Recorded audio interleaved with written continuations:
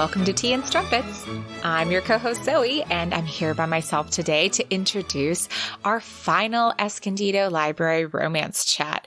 And boy, we saved the steamiest for last, because today we're going to be talking to erotic romance authors. And we teased this episode way back in, July? August. Oh my gosh. Time is a vacuum right now, guys. But we teased this interview back in August when we did our episode on the scandalous diary of Lily Layton, and I'm really excited to get to finally share it with you all. So our authors today are Rosemary, Willhide, and Tamzin Parker, and they certainly taught me a lot about the genre, because when I went into this chat, I had some misconceptions. So I am super glad that I got the chance to talk with people who really know what they're talking about something that I had absolutely no idea. So again, excited for y'all to hear that. Couple little notes. This was recorded on May 30th, 2020. So it's been a while since it was recorded. If we refer to some old-timey sounding things, that's why. But just so you know. And again, this is a Facebook live stream. Our audio quality is not going to be quite as strong as you're used to. And also, just a reminder that we haven't really edited these episodes fully. So you're getting the authentic experience that you would get. And of course, if you would prefer to watch the videos, those are linked in the show notes. So you can see our smiling faces if that's how you prefer to view this. But I think those are all my notes. I just want to say thank you again to the Escondido Library and librarian Jessica Buck for inviting me to participate. And again, she's got a lot of virtual chats continuing through the summer and fall with more romance authors. So if you would like to check those out, be sure to head on over to the Escondido Library Facebook or YouTube page to see those. And she's also got the Between the Covers virtual book club, which is lots of fun. And if you'd like to join that, reach out to her on Twitter. She's at Romance Librarian or at The Romance Librarian. I can't remember which one. Sorry, Jessica. But she's pretty easy to find and she's great to talk to. So without further ado, please enjoy this episode. But don't forget to join us next week for our first Christmas episode. We're going to be giving you a second chance at loving our last year's Christmas episode, which was Once Upon a Christmas Eve by Elizabeth Hoyt. And it's a fabulous episode. And then we're going to have a new Christmas episode to really keep you in the spirit the following week. So happy holidays, everyone, and enjoy our chat on erotic romance.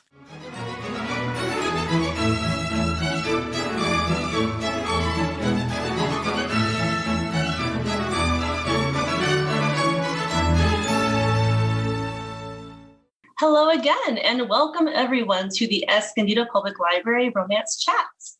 I'm Jessica, Adult Services Librarian, and I'm joined with Zoe of Tea and Strumpets podcast.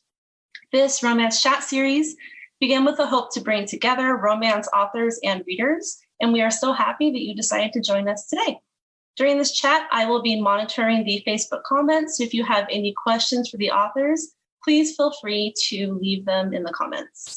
Now, Zoe is going to give us a little introduction before we introduce the authors and get started. Hi, everyone. I'm Zoe again. And before we get to the fabulous authors joining us today, I wanted to introduce the subgenre that we're going to be discussing a little bit more in depth. As we've said before, romance spans many, many subgenres. And today we're talking about what many would consider to be the steamiest subgenre in romance, erotic romance, not to be confused with erotica or porn. Before I get into the details here, I just want to state flat out that I am completely unqualified to be talking about this subgenre, as I have not yet read in it. In fact, I hope to learn a lot from today's authors. But luckily, the internet is available for research, and therefore I do have a short introduction to erotic romance and BDSM fiction for all of us. Sylvia Day gives us a pretty good explanation of what erotic romance is. Quote, erotic romance novels are stories written about the development of a romantic relationship through sexual interaction. The sex is an inherent part of the story, character growth, and relationship development, and couldn't be removed without damaging the storyline. Happily Ever After is a requirement to be an erotic romance. And of course, books can contain elements of any other of the romance subgenres, like the ones we've already featured in this series. Thank you, Zoe. Okay, today we are joined by two erotic romance authors, Rosemary Willhide, with her fabulous setup, and Tamzin Parker. Hello. So here's some little introductions for the authors. Rosemary is an actress turned fitness instructor turned author of Naughty Shenanigans. She's told stories and entertained people her entire life. Writing is her favorite thing because she doesn't have to leave the house or put on pants. I love that. Plus, the voices in her head always do what she says for the most part. Her books are available in paperback and Kindle. Her Swept Away trilogy featuring Running Away to Home, Away with Him, and Away Back. Her Derek's Christmas Carol, a Swept Away novella, and the Vegas Edge series with Temptation, Desire, and Fury. Our next author is Tamzin Parker, a USA best-selling romance author with books in the erotic romance, hot contemporary, sports, and now sweet subgenres, and writes about female-female, male-female, and male-male couples falling for each other. So love for everyone. The Lesbian Review named both If I Loved You Less and Fire on the Ice to their top 15 books of 2018, and In Her Court as one of the top 10 audiobooks of 2018. Her novella, Craving Flight, was named to the best of 2015 lists of Heroes and Heartbreakers, Smexy Books, Romance Novel News, and Dear Author. Heroes and Heartbreakers called her After Hours series bewitching, humorous, erotically intense, and emotional. Her standalone novel, His Custody, is available for purchase today. Welcome, ladies. Thank you so much for joining us. Hi, everybody. Yes, thank you really both. glad to be here. Yeah, we're so happy that you guys can join us and can teach us a little bit more about this subgenre, and our watchers and listeners too. So we'll go ahead and get started. We always like to ask our romance authors, when did you first start reading romance, and what inspired you to make the journey from reader to writer? And let's go ahead and start off with Rosemary. Well, thanks for having me. I started reading romance when I was a little maybe too young, because I used to find books under my sister's pillow and I would steal them.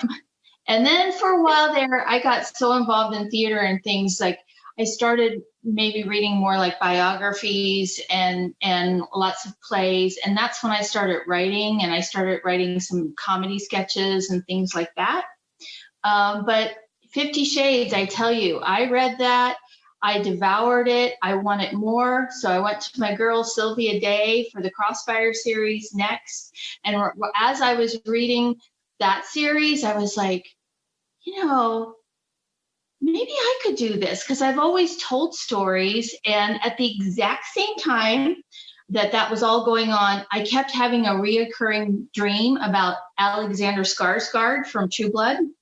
He kept showing up at my spin class at the private club, and I would have this workout top on and no pants. Again, no pants. And so I was like, what if? Because I had seen other celebrities up there, and I was like, well, maybe. And the wheels just kind of started turning, and that's how my first series was born, with Running Away to Home being first. And it's about this Hollywood heartthrob that comes to the girl next door's spin class in Vegas, and just there's the connection that they can't seem to walk away from. And so it kind of started with those books, but then it kind of segued into my mad lust for Alexander Skarsgård.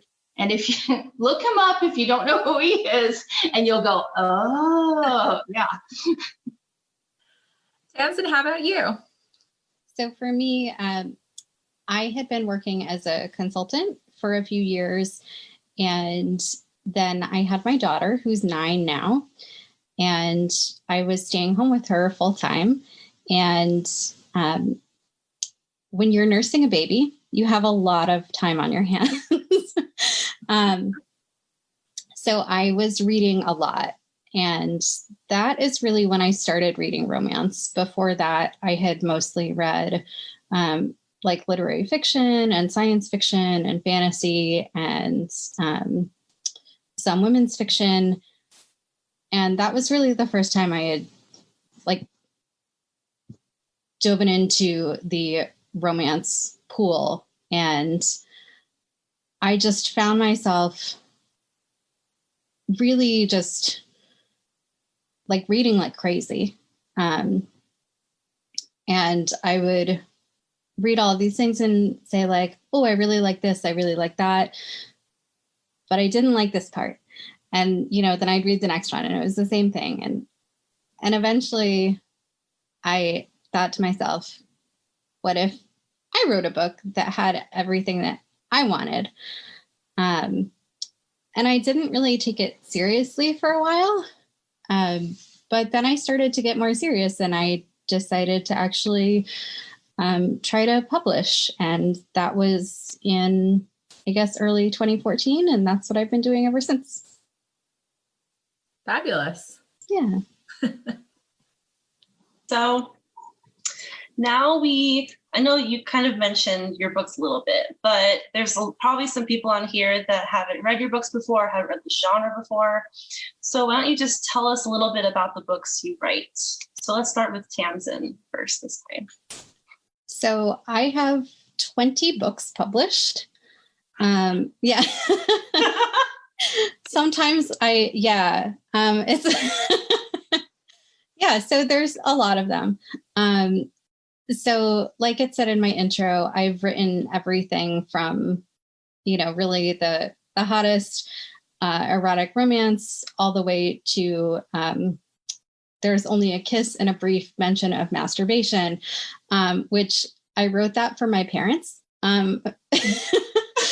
Because there's a story there. There is. I was writing all of these like super sexy books, and my poor dad, was like, "Are you ever gonna write something that I can read?" And I was like,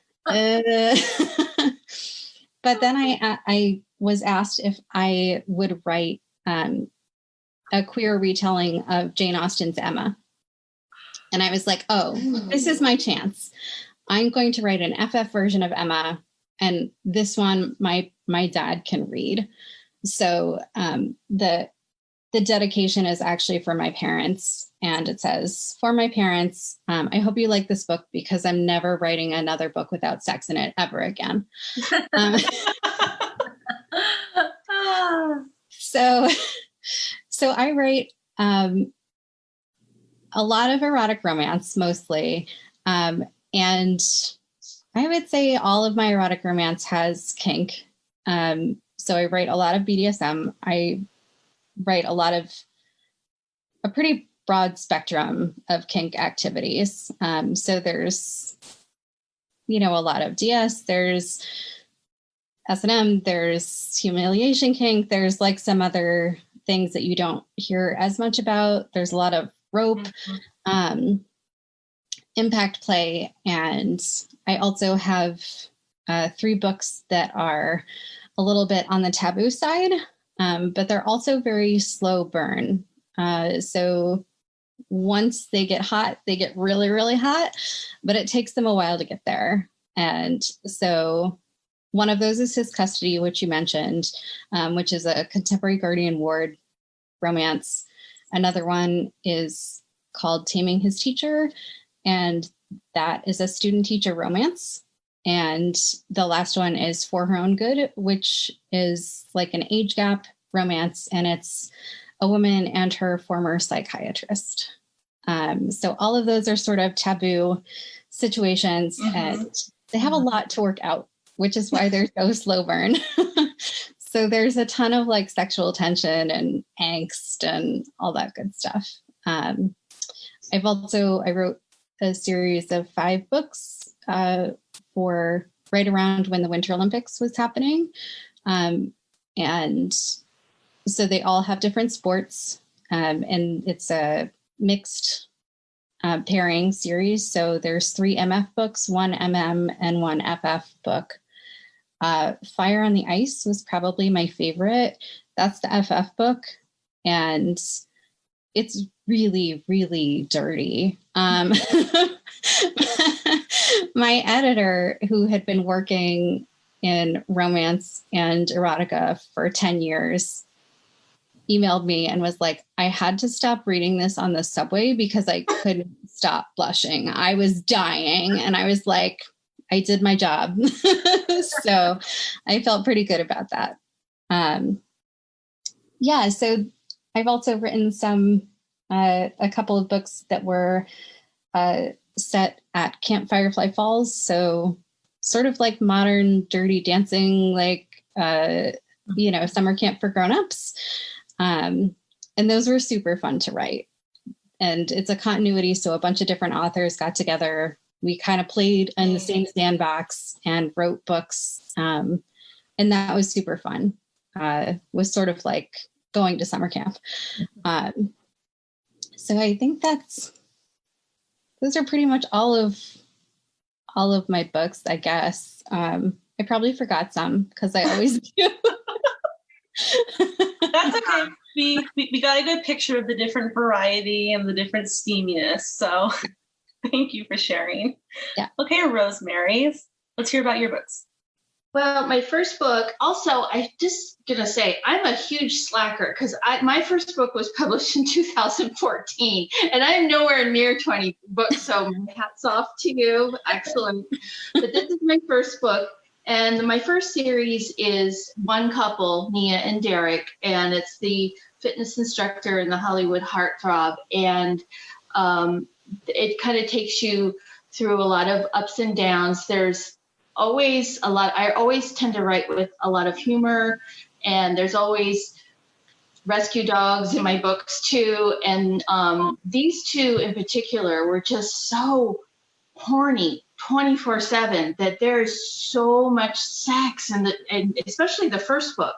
And it's funny that you mentioned your dad, because my dad is actually still waiting for a book from me that he can actually read.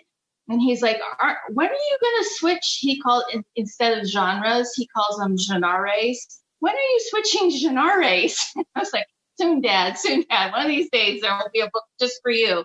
So this is a 3-book series, and I don't have any of Derek's special, but there's a little Christmas novella. And in the Christmas novella, you meet the male lead in Temptation. And this series, the BDSM suspense romance series, kind of came about. I'm just going to blame it on Henry Cavill. He kind of kicked it. I always start with an actor, a hot dude, but they have to. It's not just it's the whole. He's such a good actor too, and I saw him give an award to a child that was in a movie years ago, and that's when the wheels started turning, because he had just been announced as Superman, and he's up there trying to be so cool and so put together, and then this little girl gets this award from him, and he's just cracking her up, and he can't keep it together. She's so charming, and so that was kind of got the wheels turning with Adam. And so this series is three separate couples, but there's a thriller edge to this because there's a huge suspenseful mystery that goes on. So they all know each other. Also, all my books are set in Vegas for right now, and there's a little umbrella BDSM club that kind of is where the main kind of hangout is. And what I wanted to do, the reason I wanted to write the BDSM is 2 reasons. I wanted to tell a different side. I wanted to show people with different experiences, different likes and dislikes, different kinks. But also I had put so much sex in this book in this series that I basically needed props now because I was out. Everything had already gone in all the places. So I needed to turn myself into the Carrot Top of BDSM because I needed some props. And these books are a little darker. These characters go through a lot more. This one's a little more lighthearted and still love. So whatever kind of floats your boat, you know, they go fast. My books are pretty quick paced. I don't dilly dally and talk about, you know, what color the curtains are. And I just I write with a lot of dialogue, a little snappy dialogue. And if that's your kind of thing, I think you might dig it, you know. That sounds really fun. And I'm also like, I loved that you had a Henry Cavill inspiration. I also would just want to have a small side note about him right now in the current times. His Instagram is one of the most delightful places on the internet. Mm-hmm. He just shows the horses that he rides and loves and all of his bakes. Like he's just baking in quarantine. And it is so wonderful. And his dog Cal. Yes. Oh, it's just like, he can't be better. I don't the whole package. Really? Oh my gosh. So, but I mean, we could sit here and talk about Henry Cavill all day. Of course. Of course we could. But let's talk a little bit more about erotic romance. So I want to know, what does erotic romance mean to you? And interpret that how you will. But let's start with Rosemary. Well, for me, erotic romance is like, obviously the way Sylvia, what you read from what Sylvia said is kind of exactly the way I think about it. There's definitely a story. It's character driven. You're turning the page, not just to get to the next, you know, intimate scene. You also are invested in the characters, in their lives. I like writing that because you get to explore all sides of characters, you know, and I like creating the worlds that they live in and the friendships and the side characters. And so for me, it's like a whole person. And then this is what's going on behind closed doors. It's like you're getting a peek behind the scenes. So that's what it means to me. It's fun. It's hot. It just gives you a little bit of everything. Great. And how about for you, Tamzin? So for me, like I agree that Sylvia Day's definition is like spot on, right? The sex is integral to the story, which I would make the argument that if you're writing sex scenes at all, that there should be like, why are they there? You know, they should be serving some kind of purpose, but I understand the emphasis on them in erotic romance. And for me, I think a lot of it is that I don't like to talk about feelings, which is weird for a romance author, right? But I think for some people, it's so much easier to express how they feel and to make themselves vulnerable in a physical way than it is to make themselves vulnerable in an emotional way. And yet, when you make yourself vulnerable in a physical way, feelings have a way of sneaking in sometimes, right? Mm-hmm. And also, one of the things I love about including kink in my books is that consent and communication is such a huge part of BDSM. And therefore, you have to be communicating, but there's almost a script to it, which makes it easier for people who, you know, maybe don't like talking about that stuff.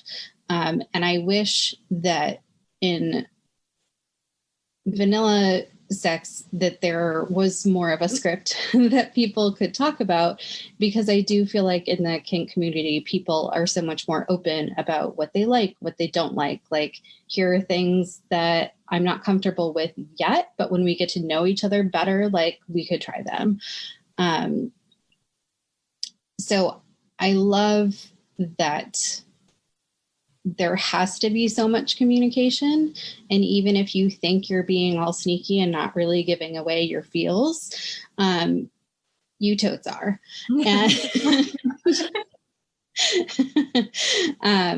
And also I think, like Rosemary was saying, you get to see different sides of people. So in one of my series, it starts off with this woman who is like, she's a crazy badass at her job, right? She's super high powered. She totally kicks butt. She's in charge of everything. And when the weekend comes, she doesn't want to do any of that. And she sort of flips a switch and she goes away to be with people who don't know her in what she considers her real life. And that's where she sort of puts on her submissive hat and does her thing. And then after it's done, she goes back home, does her job. And for her, like, keeping those two parts separate is really important until she meets this person who's like, hey, I actually kind of want to know more about you. And she's like, and that's where the fun stuff comes in, is when you have to sort of negotiate not only the physical things, but also the emotional things and the mental things. And how is this person going to fit into the rest of my world? Well, thank you guys both. That was really interesting. And I just feel like I learned a lot in that little moment there too. Yeah, I feel like this is a good transition to one of our questions, talking a little bit about BDSM and how that can be used in erotic romance. Is it necessary? Do you have to have it? Is it something you don't have to have? Just kind of talking a little bit about that. And I think we started with Rosemary last time. We can start with Tamzin this time. So you definitely don't have to have kink in erotic romance. You can, I mean, technically you don't even have to have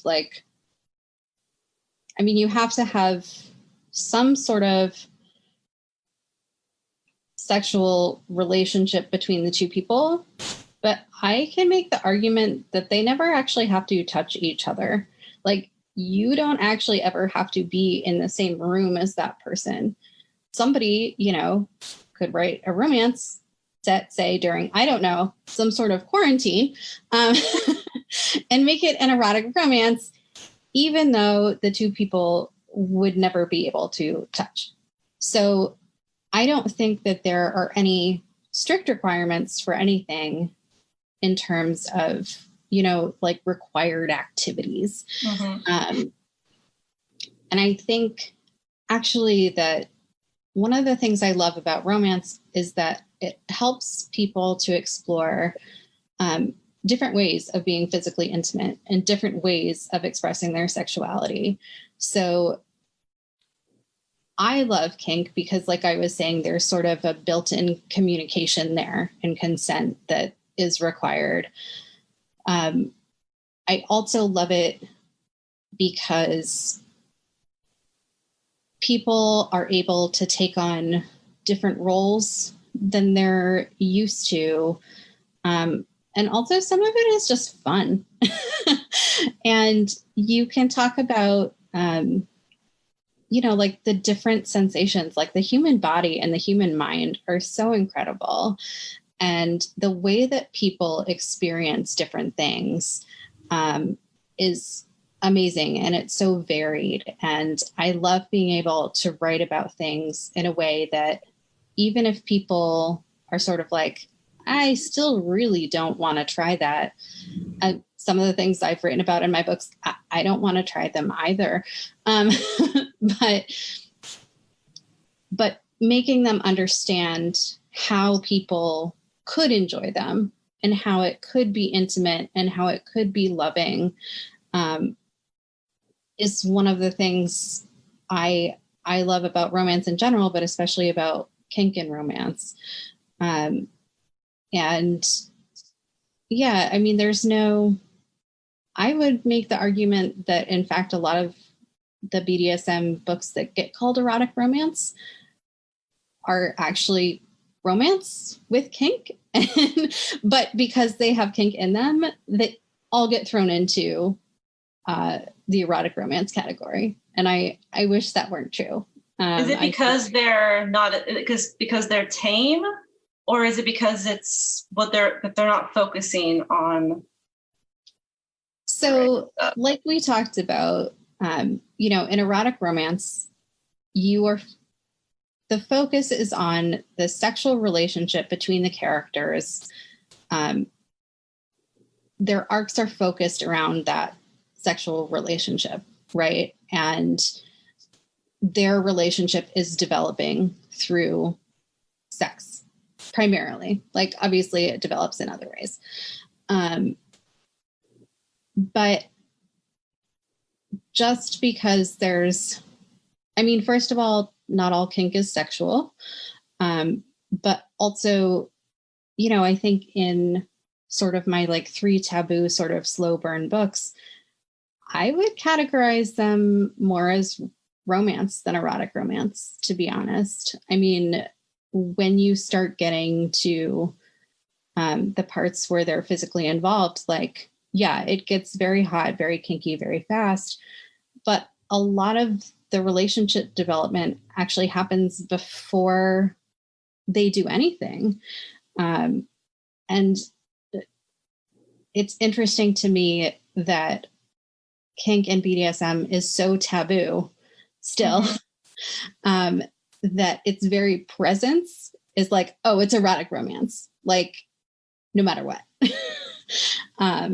No, yeah. And I'm happy that you had brought up talking about consent and communication, because I think in general, romance gets a bad rap because, oh, there's sex in it. We shouldn't talk about sex. Like, you're supposed to. We should talk about sex more. You're supposed to talk. Well, and I really liked what you said about how, you know, sometimes there are things in the books, you know, that, you know, people, you know, everyone who reads it isn't going to want to try it, or some of the things you write, you don't even want to try. And I think that that's really important just as readers and as people, right? You know, you want to expand your horizons. You want to know what's out there. That's like gaining more knowledge about the world around you is helpful. I used to be a huge listener. I mean, I've listened to hundreds of episodes of the Savage Love Cast. If you know that podcast, it's Dan Savage, and I learned so many things on that podcast, and many of them I do not ever want to try, but it was really eye-opening and educational and I think it sounds like erotic romance can do the same thing for the reader, right? We're just expanding your horizons and letting you know that, you know, that's just things in the world. So really cool. Yeah, I think things in the world, and that it's, I mean, part of what I love about kink and some of the characters who find themselves in this universe is that, you know, they have maybe had these desires but didn't know how to go about getting them. Yeah. And in one of my books, it's called Reclaiming His Wife, this man, you know, ruins his marriage because he wants certain things from his wife, but he holds her up on a pedestal and thinks like, I could never do that to her. Because she's too perfect and she's too pure and like she's too, you know. And so he basically drives her away. And then, you know, he still needs this thing. He still wants it, but he doesn't know how to get it. I mean, he does, but he doesn't feel good about how he does it because he's not getting consent from the people who he's getting it from. And so he learns through the book like how to do this properly and how to communicate and get consent. And he learns that there are people who likes the same things that he does. And that is where he should be looking for this, not like just anywhere. But I think that's so important to know that like, no matter what you're into, there is somebody out there who wants that very same thing. Probably a lot of them. Yeah. So yeah, I think it helps people explore their sexualities more and become more confident and more accepting of their own desires and hopefully other people's too. And Rosemary. Yes, we want to hear from you too. Oh, well. Do you want me to repeat the question? It's yes, going to pull up. Answer everything. The question was if you can talk a little bit about BDSM and how it's used in erotic romance and if it's necessary. That's where we started. It's definitely not necessary. I think with my first series with Nia and Derek, part of their relationship is discovering all of these things, that she kind of has a sexual awakening, whereas before it was a little bit wham, bam, thank you, ma'am, and is that all there is? And she's starting to discover, oh, hang on a second. And as they grow in the relationship, the kink starts to slip in the second and third book, but in the first book, not really.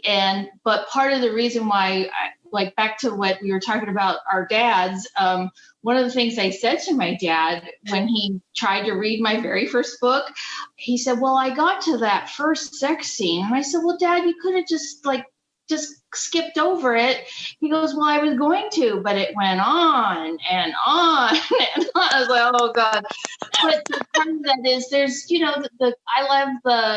I love the communication in those moments, between the two characters and him making sure she's okay. Like the thing that I love the most that makes me go swoony is the things that the man says to the woman in those explicit, scenes, but also what Tamzin was saying with the BDSM too is the communication is key. So there's a lot of sexual tension that goes on in these books before any clothes come off.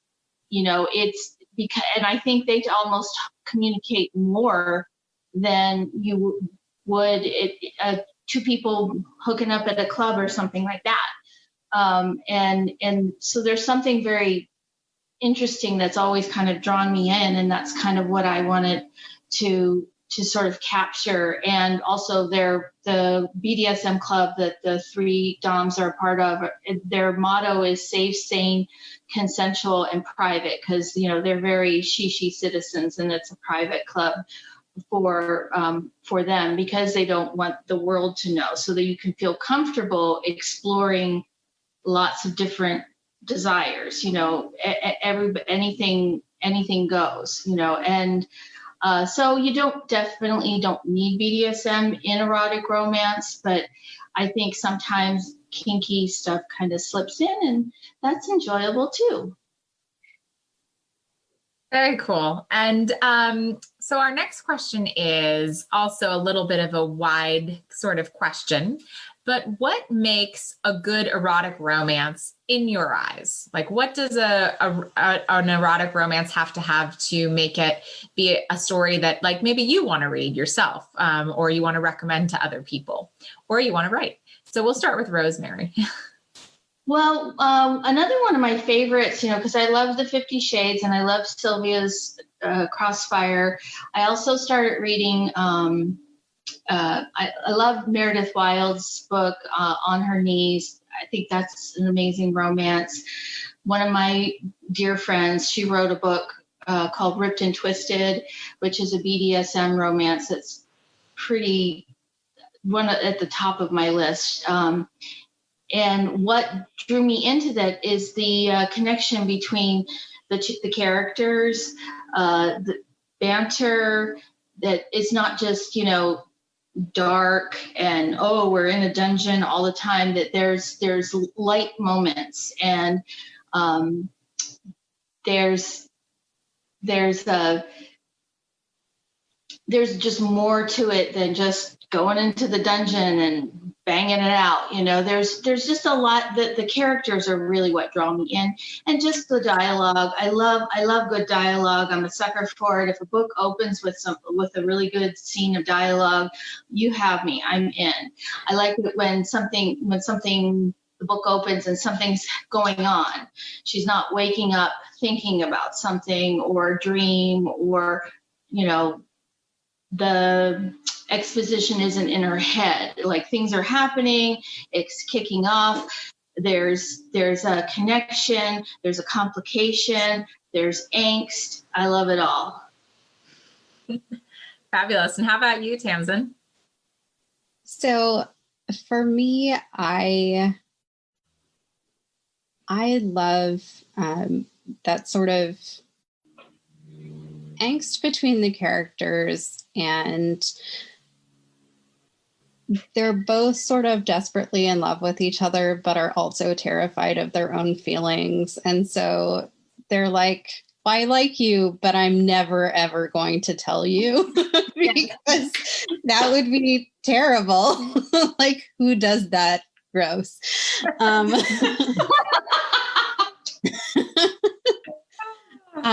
I also love, like, people talk about grand gestures, right? Like, and especially towards the end of a lot of romance novels, you get these people, you know, doing their big grand gesture, their huge groveling, like these public displays of affection and commitment and all this stuff. And for me, I really like the smaller things. I like the smaller, like, you know, it's like the proof that your partner has paid attention to you and has noticed these little things about you and cares enough to provide them for you, especially with you without you having to ask.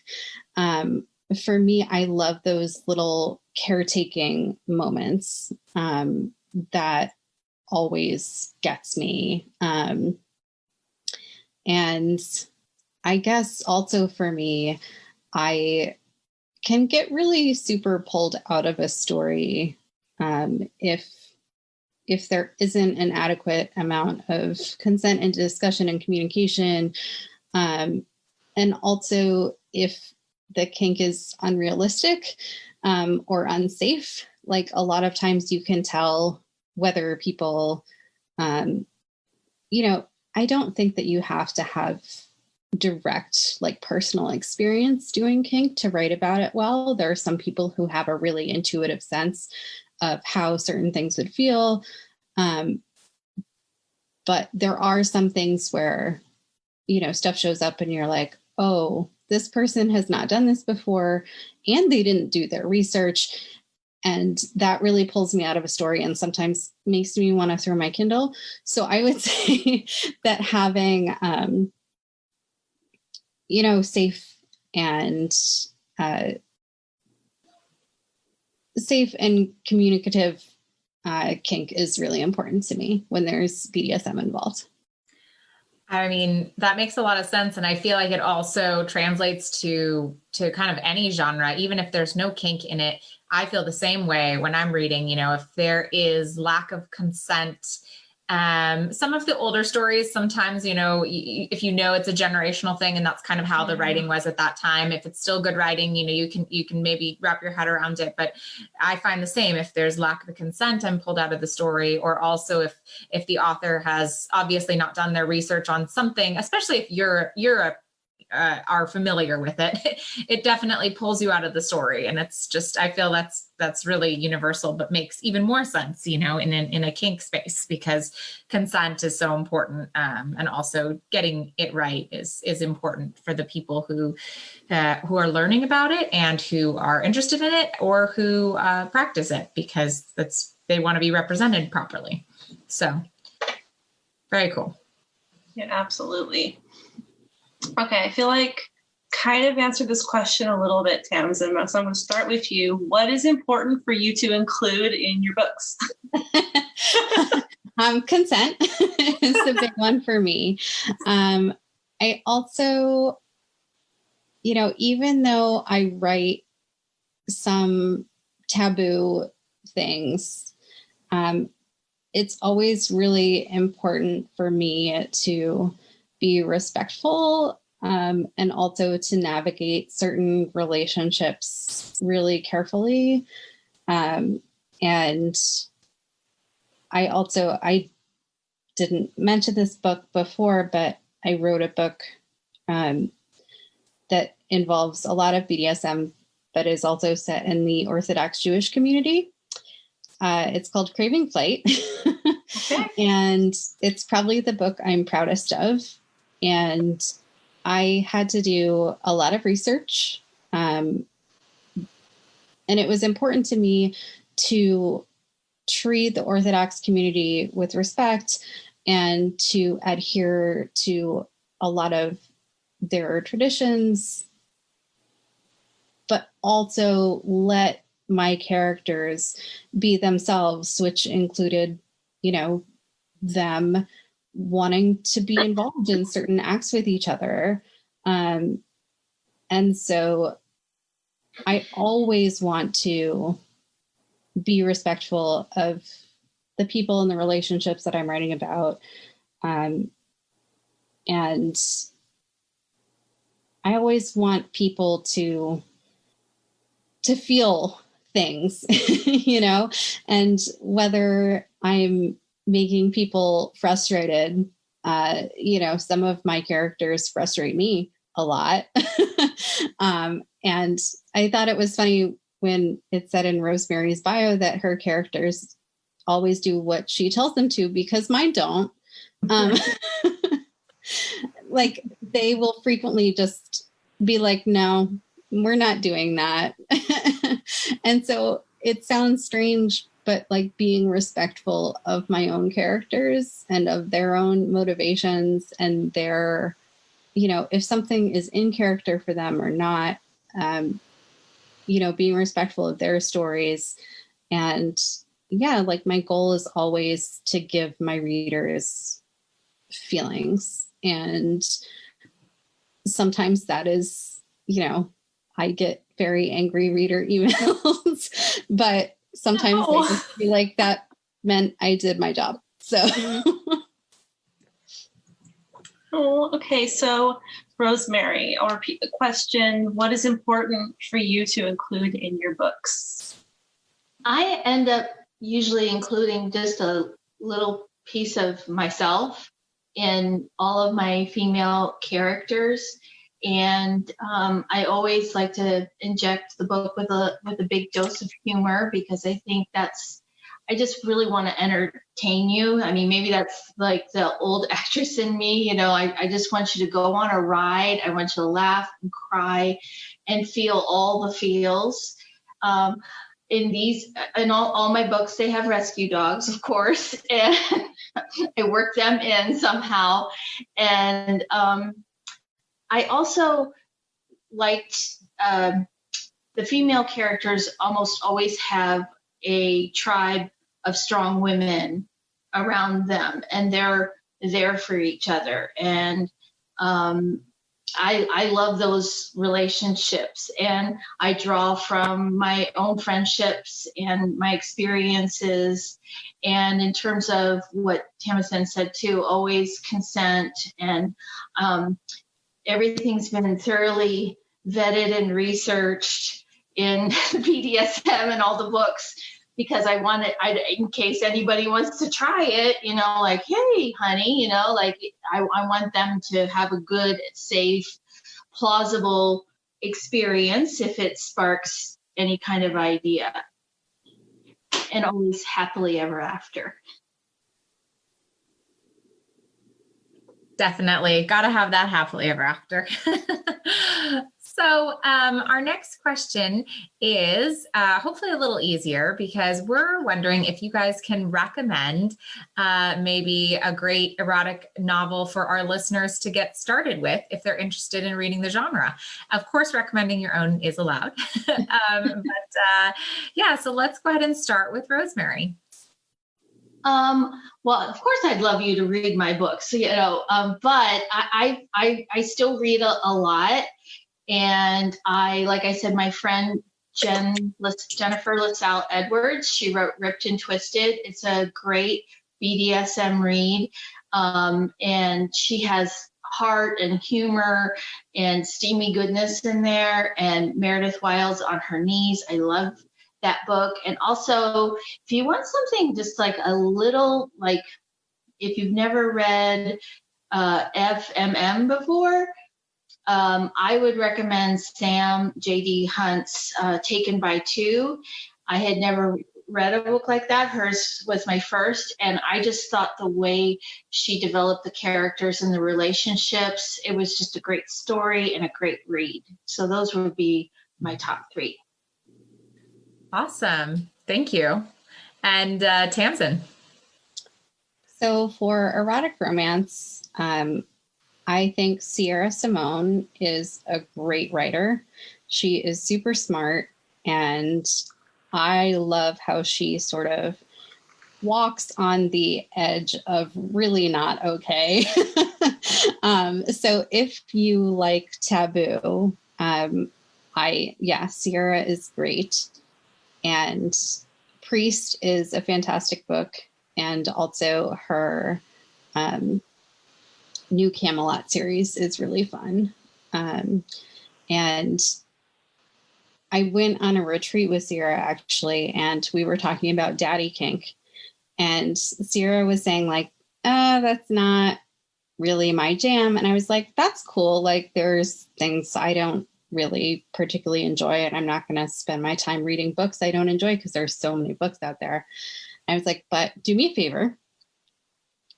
favor and read this book called Looking for Trouble by Misha Horn, which is an MM book. And it is a daddy kink book. It's a historical cowboy Western. Yep. Historical cowboy Western daddy kink. And I was like, read that book.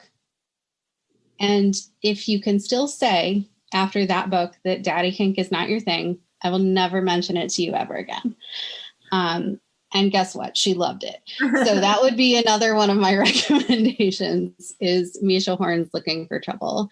And if you want some super funny, really clever, and some of the most realistic kink I've ever read, I really felt like it was written for people who are kinky and not just people who are sort of like kink curious or like maybe even a little bit like,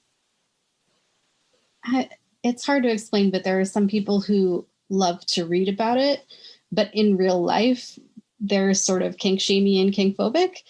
But these books, I never felt like the kink was written for anyone except people who would understand it and who would appreciate it. And so J.A. Rock wrote 4 books called The Subs Club. And the first book in the series is called The Subs Club.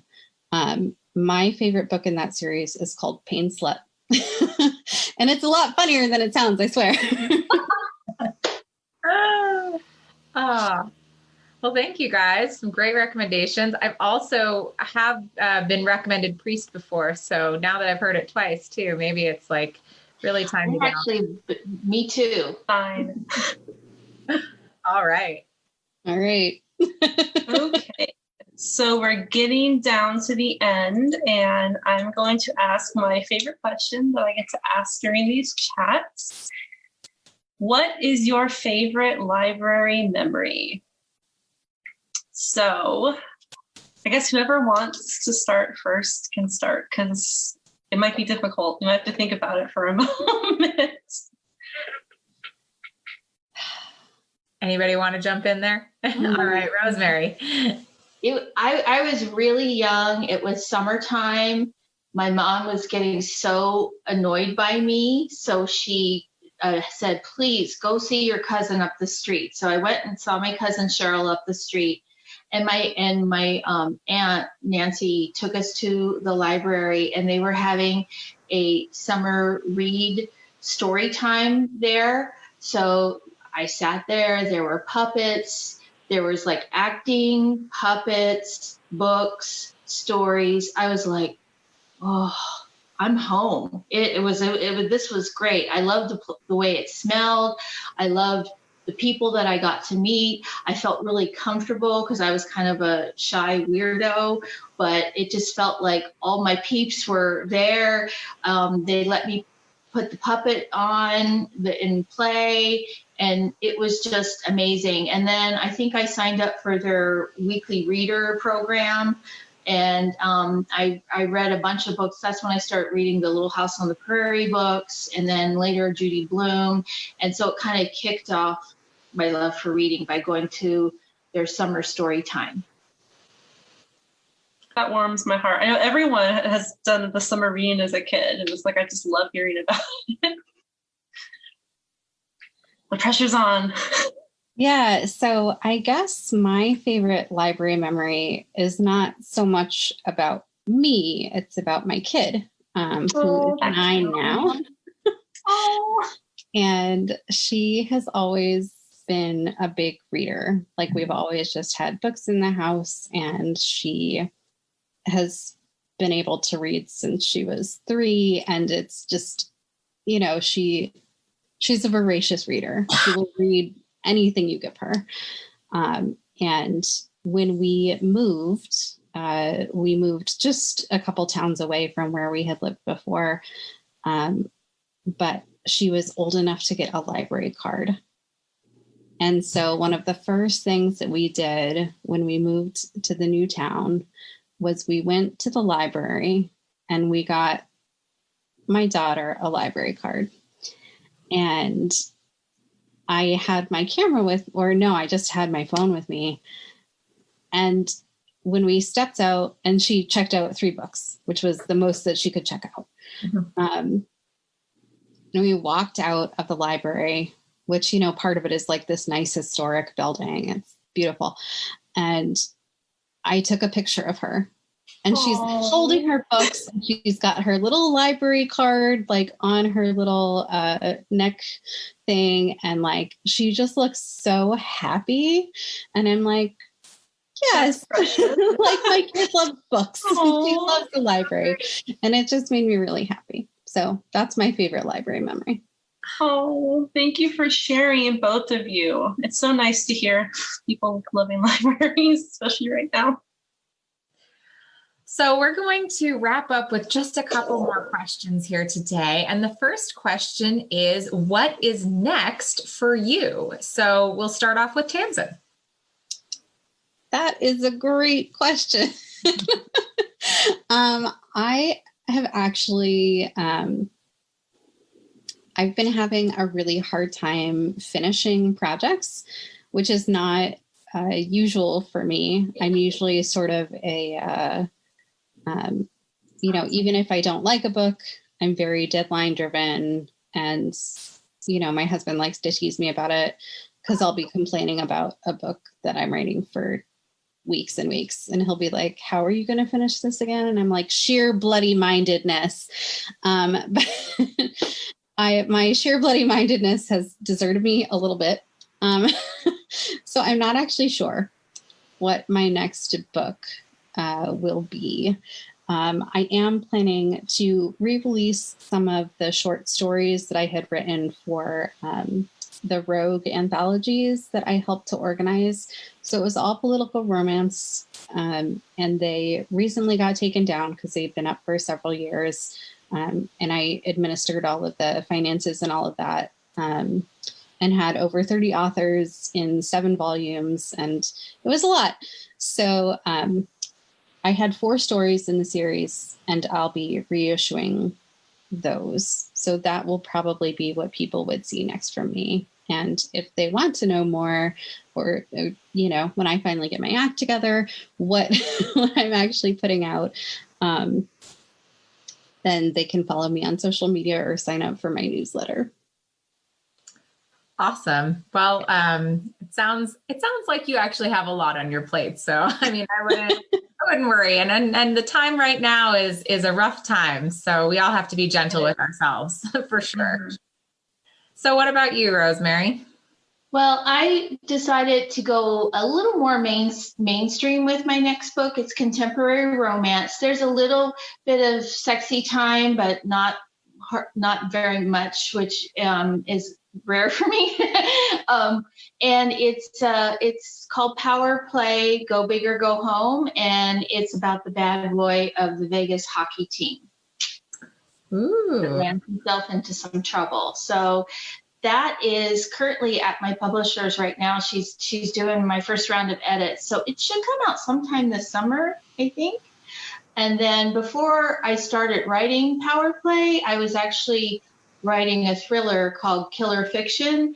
But the characters in Power Play just kind of wouldn't shut up. So I put Killer Fiction, that's the book from my dad. He wanted me to write a thriller. So I'm going to get back to Killer Fiction after Power Play comes out. Brilliant. And then we have one final question for you guys, which is, where can readers find you and where can they get your books? And I know, Tamzin, you said social media, but if you want to go ahead and let people know what that is for you. Yes. So if you like Instagram and you want to see pictures of my dog and the various art projects I've been doing instead of writing during quarantine, you can follow me there. And I'm author Tamzin Parker on Instagram. I'm also on Facebook. I have both a page, or you can feel free to friend me. And I'm also on Twitter some, although not nearly as much as I used to be, but I am Tamzin Parker there. So I'm pretty easy to find. And if you go to my website, which is just tamzinparker.com, you can find a whole list of my books, or you can find me on BookBub. I am all over the place. Excellent. Rosemary? Yeah, you can find me on Instagram, Rosemary Willhide Author. Also, the Rosemary Willhide Author on my Facebook page. You can friend request me. I think the place that I spend the most time with lately is my reader group called Rosemary's Rebels of Romance. And that's where I usually do most of my giveaways. Like last month, I gave away like these notebooks with the box set covers on them. And, my reader group's probably not for everybody. I have this thing I like to do called Butt Cheek Thursday. So I didn't post butt cheeks though this Thursday because I didn't want to go to Facebook too. Mm-hmm. So I didn't do that, but it's a little group. It's readers and authors, and sometimes we do parties in there. So Rosemary's Rebels of Romance or friend requests, whatever you can do. Fabulous. And I want to let the viewers know that you can get books by Rosemary and Tamsen, borrow them through Libby, Overdrive, Hoopla, and Cloud Library. I think I got them all. Awesome. Ebooks and audiobooks. Okay, so thank you so much for joining us. Thank you, Rosemary. Thank you, Tamzin. Thank you, Zoe. It's been a great time. Now, before I officially close, I'm going to let Zoe tell you a little bit about her podcast, Tea and Strumpets. Yes, just a brief plug for my podcast. Tea and Strumpets is a historical romance podcast. We talk all about mostly Regency and Victorian romance novels. You can find us wherever you get podcasts. We have book reviews. We have interviews. All of June, we are doing Pride Month episodes. We have 2 LGBTQ novels and 2 LGBTQ historical romance authors joining us. So a great month ahead, and you can find us everywhere you get podcasts or our website, romancepod.com. We're also on social media, but you can find us by searching our name. Awesome. And it's just a reminder that the library's romance book club, Between the Covers, run by me, we'll be meeting June 11th on Zoom, and we're going to discuss Red, White, and Royal Blue by Casey McQuiston. So excited. This, sadly, was the last episode of our chats for now. You'll be able to catch Zoe on her podcast anytime, again, by visiting romancepod.com. And I'm really excited about the June Pride Month episodes, so you can't miss those because I'm not going to miss them. I will be back live on Facebook starting June 12th with authors Susan Elizabeth Phillips and Jane Ann Krentz, and I'm really nervous and also really excited about it. That's going to start off our next season of virtual author chats. It's going to have a mix of adult romance, young adult romance, debut authors, and some graphic novel goodness. So we hope to see you there. Thank you again for joining us, and we will see you next time.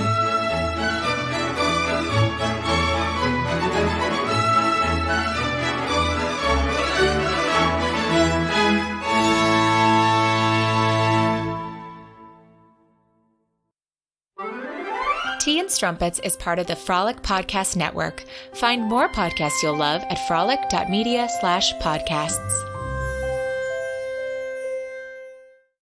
Hi, I'm Kate. And I'm Betsy. We're the Dinner Sisters, two sisters taking on the nightly challenge of dinner. Every week, we test and review 3 recipes from all over the internet. We post new episodes every Sunday to give you some dinner inspiration. One of our favorite things about podcasting is being together as sisters. Here's a clip about our relationship and a little bit about food. I bake it, I pull it out to the table, and I take it off. And Brian's like, is that fish not gutted? What is going on? Oh. Yes. So I had not gutted the fish. Had there not been fish guts all over the place, I think your kids would have thought it was cool. If you'd like to join us for dinner, you can find us at www.dinnersisters.com, Spotify, iTunes, or wherever you get your podcasts. We'll save a spot at the table for you.